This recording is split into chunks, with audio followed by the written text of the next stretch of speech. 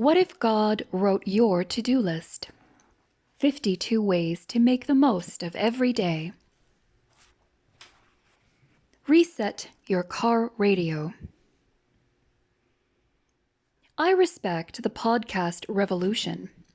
I've even partially succumbed to it. On road trips, I have several favorites. But there's still something serendipitous about good old-fashioned radio. Flip the dial, and you never know what might pop on. And truthfully, it's in my blood. By trade, I'm a radio producer. For more than 20 years, most of my time was spent as a freelancer producing radio spots, specials, short features, interview programs, and fundraising campaigns for some of the country's most prominent ministries and Christian publishers. That includes weekly radio with Josh McDowell and annual fundraisers with Chuck Colson for the Prison Fellowship Project Angel Tree Campaign.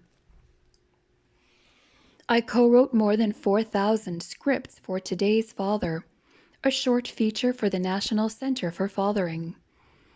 On behalf of the Voice of the Martyrs, I recorded scores of programs with Toby Mack and Michael Tate for Jesus Freaks Radio. I also launched radio features for the Heritage Foundation, Bible League, and the Susan B. Anthony List. Other past clients include the Salvation Army, Red Cross, Food for the Hungry, Mercy Corps, and Awana. All of the above requires people talking into microphones, saying things that are worth saying. I love and appreciate good talk radio.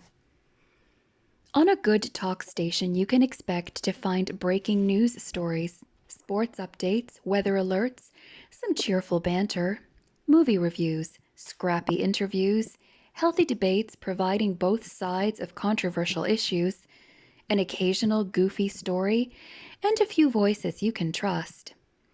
It adds up to listeners who are culturally aware. For years, I have counted on talk radio to be a loyal and engaging resource that would make me think, smile, and listen to news I could use. But not anymore. Talk radio is now just too painful. It's mostly nonstop bashing, belittling, whining, falsifying, spinning, twisting, and making you wish you weren't listening.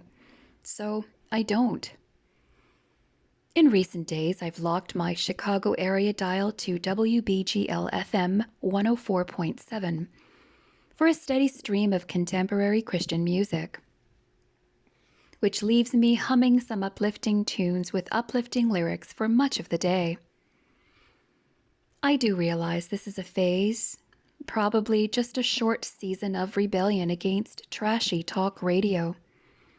I fully expect to explore other options, which is my history. I know that someday soon I'll return to the soul-satisfying diet of my local moody radio station. The Chicago flagship 90.1 FM has some music along with the familiar voices of quite a few friends with whom I've worked over the years. Chris Fabry, Mike Kellogg, John Gauger, Anita Lustria, Melinda Schmidt, not to mention other national colleagues like Steve Brown, Jim Daly, and Tony Evans. Then for some reason I'll tune into the local progressive talk station to see what they're saying. That only lasts a couple of car trips before I want to pull my hair out, what's left of it anyway.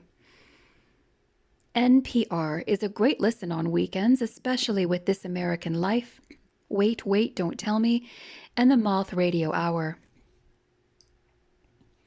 Of course, I've got buttons for a couple of classic rock stations when I need a fix of the Beatles, Elton John, Chicago, the Beach Boys, and hits from the 70s.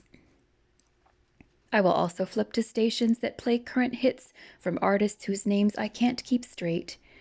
I even have a country station on my console. The desperate cacophony of talk radio may settle down. But for sure, the noise of the world will continue to be a drag. So there's a good chance I'll always find my way back to stations that have an authentic biblical message. Some talk, some preaching, some music. I recommend you try it. Conversely, I fully expect to continue my transition to listening to more podcasts.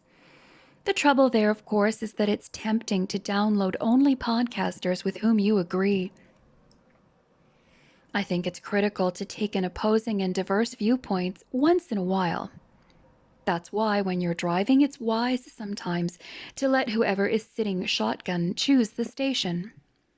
Bottom line, I believe good Christian radio offers a little taste of what it might be like in heaven, especially if you let the music, heartfelt messages, and respect for truth sink in. In other words, let the message of Christ dwell among you richly as you teach and admonish one another with all wisdom through psalms, hymns, and songs from the Spirit, singing to God with gratitude in your hearts. Colossians chapter 3, verse 16. Checking the list. Christian media is not meant to take you away from the world. Instead, use the teaching, lyrics, and thoughtful discussion to equip you to enter the world and be salt and light. Soon you'll be humming with confidence and sharing a message worth passing on to others. Glory in, glory out.